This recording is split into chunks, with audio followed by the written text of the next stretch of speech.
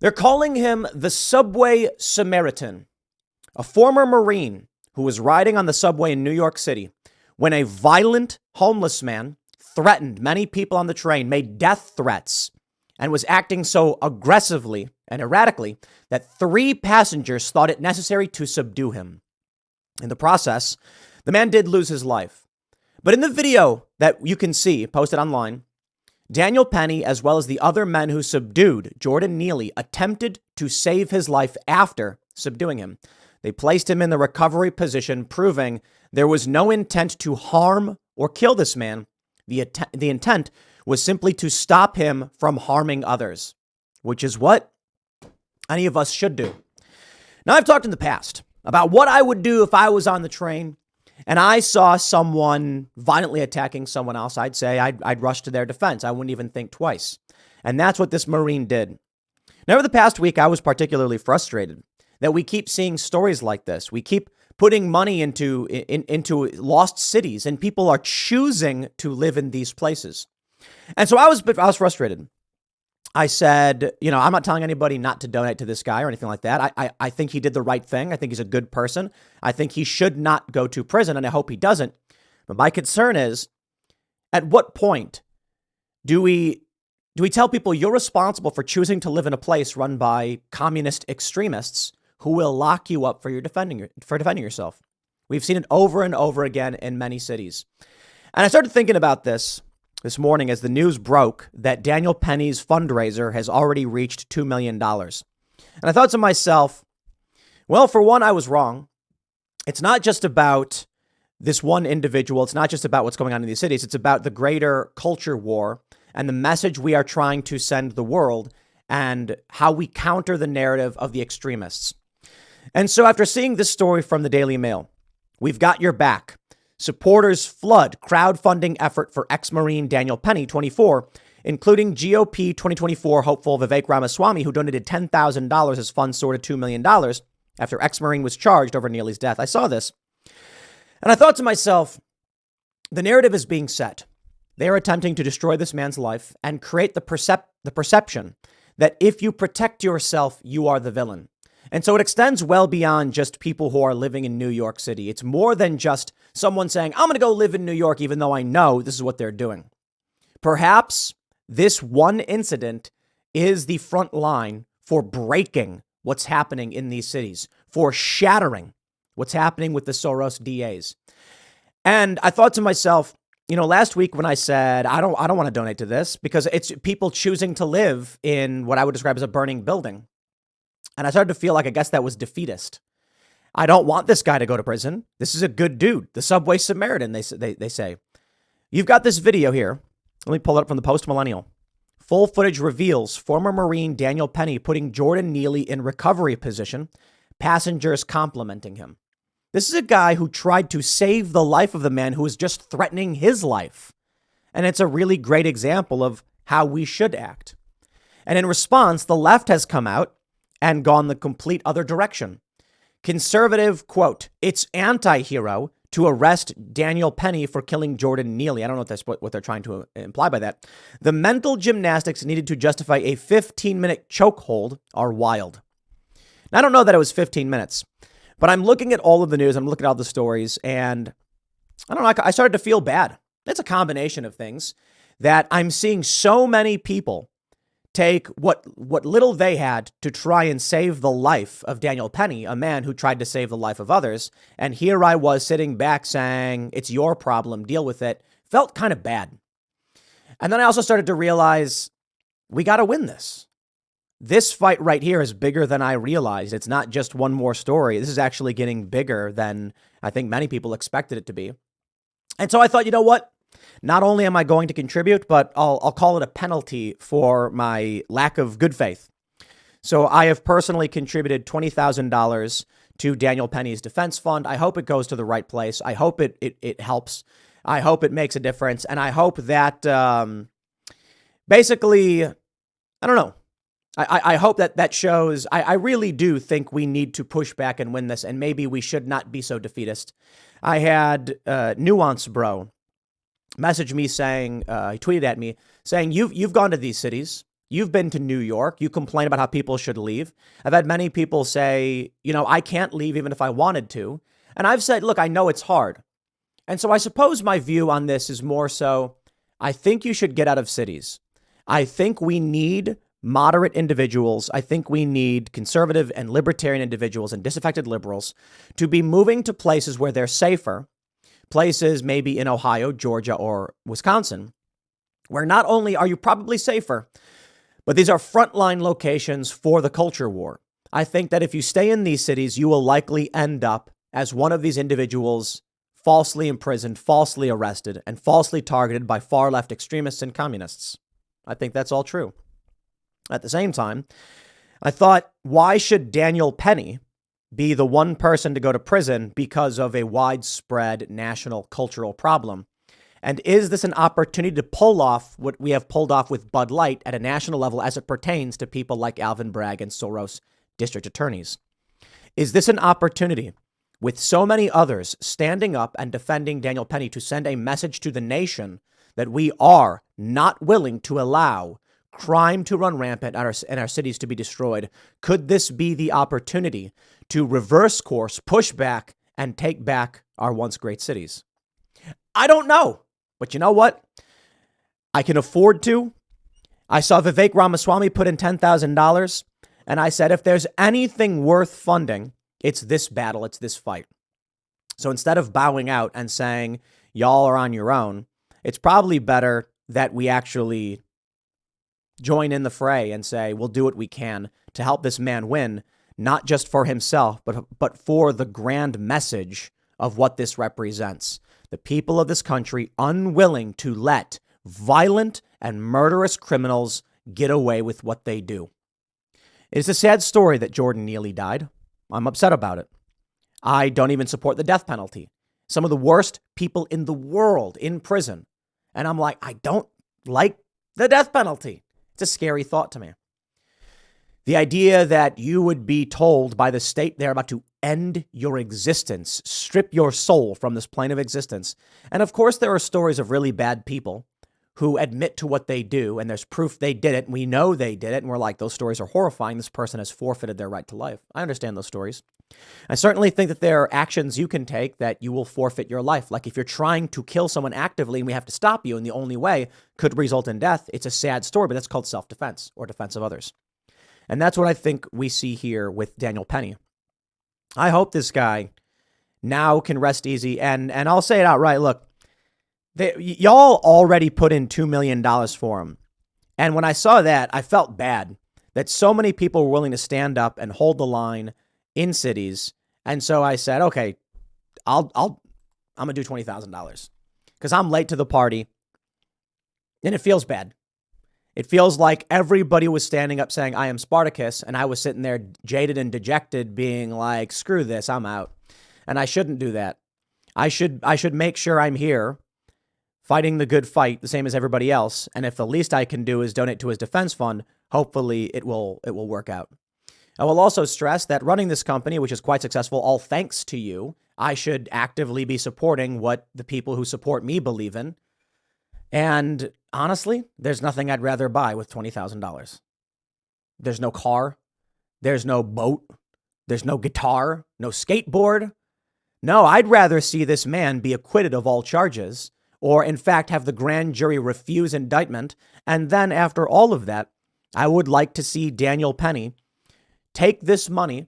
I believe that after his legal defense is completed, whatever money is left from this effort should go to him.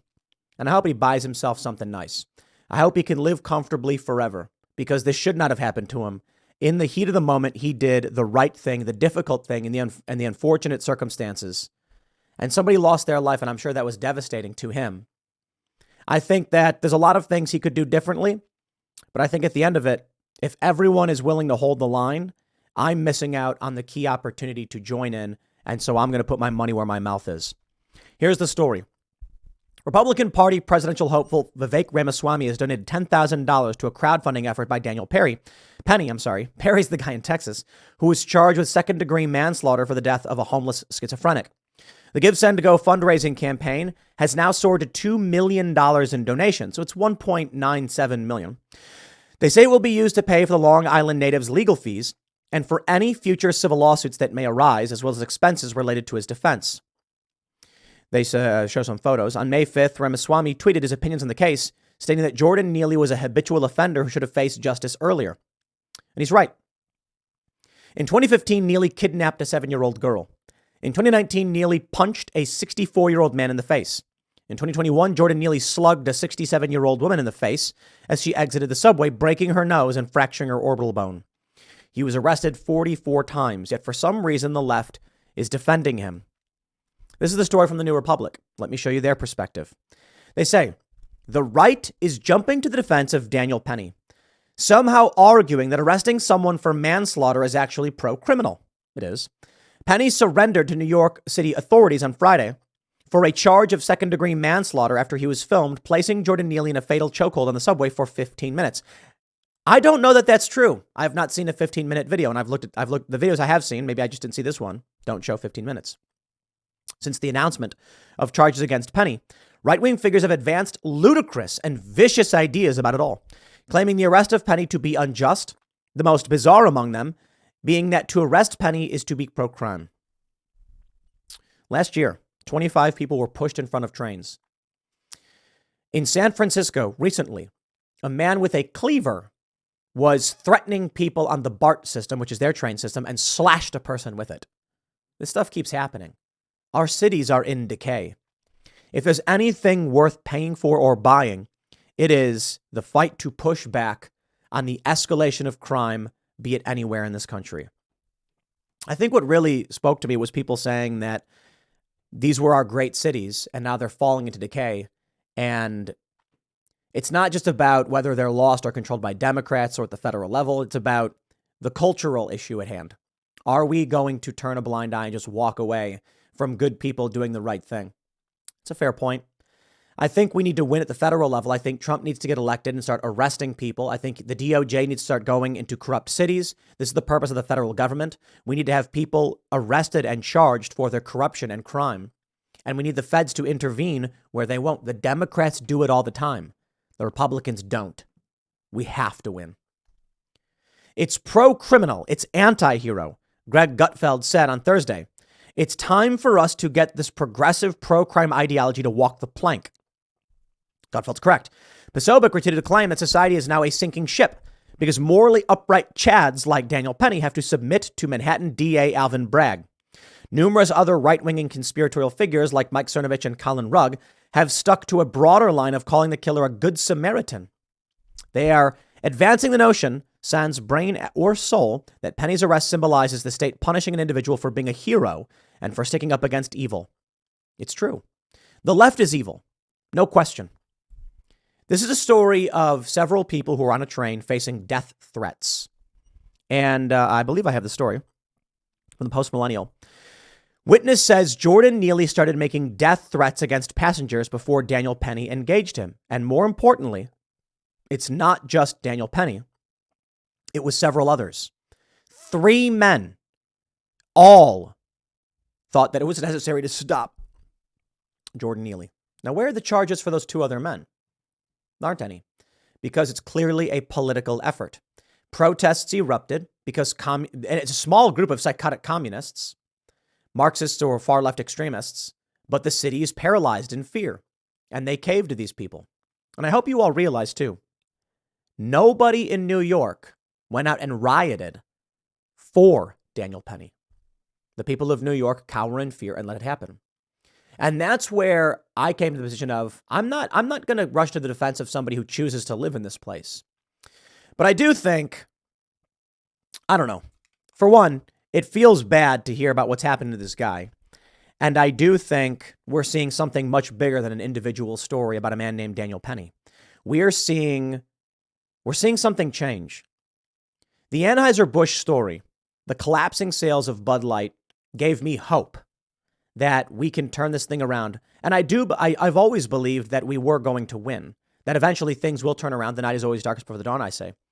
And then I see the tremendous support here. I see everybody actually rushing full speed into this cultural battle, and I see an opportunity to win. So I don't know. I'm not going to sit here and pretend to be a saint or to be any kind of good person. I'm just looking at this like, oh, wait, we're winning? Oh, man.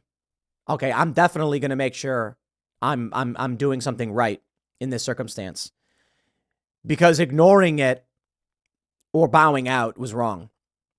I think it's fair to say I was wrong in the first place for not leading the charge and rallying everybody to defend Penny, or to donate to the very least, and refusing to do so myself. I feel now like I missed the moment, and it feels bad. Simply put, I'm like, man, I got this one wrong. I'm gonna lead out on this one. I'm gonna lead out. We have to. The Wall Street Journal says, charging Daniel Penny, the subway Samaritan. The 24-year-old veteran faces a second-degree manslaughter charge after he intervened to subdue a mentally ill man behaving erratically. They say every subway rider in New York City knows the experience. You get in a train and a passenger nearby is shouting to himself or others. He may ask for money or harass a passenger. You move away as far as you can, perhaps wondering if you should intervene to calm him down or stop the harassment. Should you take the risk? Most of us walk away and get another subway car. I've been there. I know the experience, having lived in New York. Someone starts acting erratically or yelling, and you walk to another car. You go through the doors, and you're like, I'm going to get as far away from this person as possible. Daniel Penny, a Marine veteran, took that risk on May 1st and intervened to subdue Jordan Neely, a homeless man who was acting erratically, shouting and claiming he had little to live for. In fact, according to video and witnesses, he was issuing death threats. Penny subdued Neely, put him in a chokehold, and Neely died. On Friday, he was charged. In fact, 3 individuals subdued him. The question is, why doesn't anyone care about the other men? That's aiding and abetting, isn't it? It's an accessory. It's an accomplice. Nope. It's not about the action. It's about politics. The reason the left is going after Penny is because he's the one you can see. They don't care who these other men are. They say Neely's death led to a demand for prosecution from the usual political suspects, including AOC. I believe AOC is evil, and I don't want her to win. I believe she is maliciously evil. I don't think she cares about the evidence. I think she cares about chaos. They go on to mention, decades ago, the U.S. made a decision to end the institutionalization of all but the most dangerous mentally ill. But too many of them now wander the streets and occasionally turn violent. Several have pushed unsuspecting passengers onto the subway tracks to their deaths. In stories New Yorkers know too well. I know that fear. When I lived in New York City, I knew the stories, and I would stay away from the edge of the subway platform. I'd stand in the middle up against a beam because I knew people would shove you onto the train tracks. It was rare, but it had happened too many times, 25 times last year. 2 people died. Out of millions of people who ride the subway, not very likely, but you'd be on the subway platform and you'd see someone screaming. And just, you don't make eye contact. You try to avoid them. I don't know what the solution is. I just know that Daniel Penny, at the very least, shouldn't be going to prison. They say, was Penny wrong to intervene? The details of what happened will presumably be presented at trial. But it's clear his intention wasn't to kill Neely. It was to protect himself and others. And as we know, he attempted to save Neely's life. He did not intend to hurt him. He intended to stop him from hurting others. And then after subdued, he placed him in the recovery position where Neely kept breathing and was still moving and trying to get up. Something else happened here. Penny's lawyers say their client never intended to harm Neely and could not have foreseen his untimely death. They add that they are confident that once all the facts and circumstances surrounding this tragic incident are brought to bear, Penny will be fully absolved of any wrongdoing. Even if Mr. Penny, it just jumped on me, is acquitted by a jury, the charges against him will surely deter other potential Samaritans from intervening to subdue a seemingly dangerous person. And that's where I think the battle is. It's not about New York. It's not about Democrats. It's not about the culture war. It's ultimately about what we feel is right. It's about, are we able to defend ourselves? And I think it plays a big role in the general idea of self-defense, Second Amendment. I do think the culture war plays a role to a certain degree. I was saying that earlier on in the segment. What I mean to say is right now, this battle right here is I imagine it more of an idea that we're defending, not just Penny. It's an idea that we have a right to be secure in ourselves against violent offenders, and that perpetrators must be stopped. And if that's the case, let's win this fight. So I will say, y'all were in this fight long before I was. I decided to join in now, seeing that it feels opportunistic, to be completely honest. I'm like, oh, we can actually win a major culture war victory here? Okay, I'll step up. I'll pay. Absolutely. I don't know. I felt so defeatist on this one. But I think we can win it. And I think the widespread push makes me feel like this could be on par with Anheuser-Busch. I think we're turning the tides. The organizational efforts are surging. And it kind of feels like finally people are standing up and saying no to a degree they had not before. Maybe this is the kind of story where if we generate more and more news and more attention, just like Anheuser-Busch, we will crush the Soros-funded DAs. And this could be a turning point. If Daniel Penny wins, or at the very least this story in and of itself, this story could have a major impact on how we win elections and put an end to the far left extremism. I see an opportunity here. An opportunity in more than just being like, well, you chose to live here. No, I see an opportunity in the message. I see an opportunity in helping a man who did the right thing. I see a message in rebuking Ocasio-Cortez and forcing her to apologize, just like we're trying to force Anheuser-Busch. And if we can force someone like AOC to admit she was wrong, then we shift the tides of this thing. That's the opportunity. So again, I feel guilty. I feel guilty for two reasons. One, I said I didn't want to donate to this guy. He chose to live here. I feel guilty in that there's actually a major culture war opportunity here, and we should help this guy not go to prison. I feel guilty that all of you said basically screw you to me and then went to fight the good fight, and I did nothing when I'm supposed to be the one saying, let's lead the charge. So all I can do is say, hey, admit fault. I see an opportunity in making a donation to push this fundraiser to the point where it becomes a national story. And yeah, I don't know. I felt like it was the only thing I can do. The only thing I can do when I saw this story, I was like, am I really sitting here while this is going on and refusing to be involved? It feels bad, man. So I donated. We got to win. Ultimately, here's what I think we're going to win. The narrative. We're already starting to see it. And the fact that so many people donated shows the narrative is on our side. I'm late to the party. Y'all were right. We have the narrative. We have saving the life of a good Samaritan, the subway Samaritan, a good man. We have the ability to set a message that you are allowed to defend yourself. And we're also sending a message that we're going to push back on Soros-funded district attorneys who arrested Daniel Neely before a grand jury received the indictment. I'm sorry, before the grand jury issued an indictment. It's political. And that's the big issue right now. It's a challenge.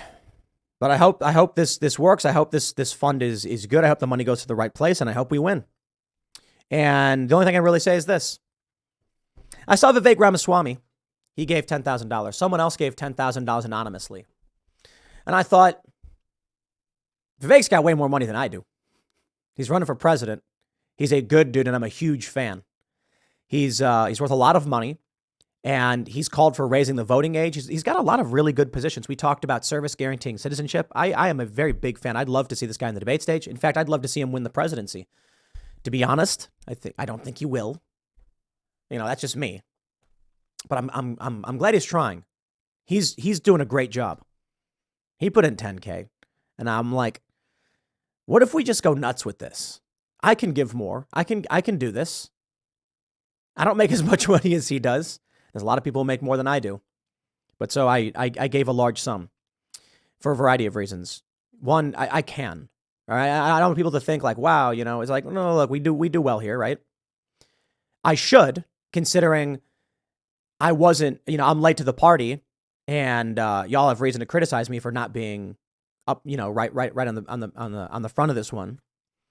And then I'm actually hoping that, when I saw the Daily Mail say, wow, look how much money Vivek gave, I was like, if I give more, can this pressure someone else to give more than me? Are there people, I always complain about wealthy people who aren't putting more money into the culture war. And that's another thing where I was just like, how could I not have just been like, let's do this, let's give money. Okay, let's make it like this. I challenge anybody who can to donate more than I could. Let's make it an auction. Who's got the balls and the ability to donate more money than I did to this guy's legal defense fund? I don't know. I don't think I'm the only one. I think there's probably a lot more people who can and should donate to this guy's defense fund. Let's make it a cultural challenge to outdo each other in how much we are giving to win these battles. Whatever. Fingers crossed, guys. I'm sad about the story. I wish this guy didn't lose his life. But it's true. A few things that moved me was someone said, Tim, you claimed that you'd drop kick someone if you saw them attacking another person on a train. And I said, yeah, but I wouldn't choose to live in these places. I got out of there. Then I had people saying that it's just not possible for them to pull their kids, their family. Some people, their wives left them. That was one that was big to me. They say, look, I'm separated. I can't legally leave the state. I can't abandon my kids. And I'm like, yeah. Part of it was like I'm in this national divorce place where people are saying, get out of cities, national divorce is coming. And I'm like, then we need people to move to the swing states to win this battle. I don't want a national divorce. But at the very least, so long as the battle rages, I suppose it's wrong of me to say give up. I'll leave it there. Good luck, everybody. Good luck, Daniel Penny. And I hope everybody considers joining me in the fray. And I hope anybody who can gives more than I did. And then we'll see what happens. Next segment's coming up at 1 p.m. on this channel. Thanks for hanging out, and I'll see you all then.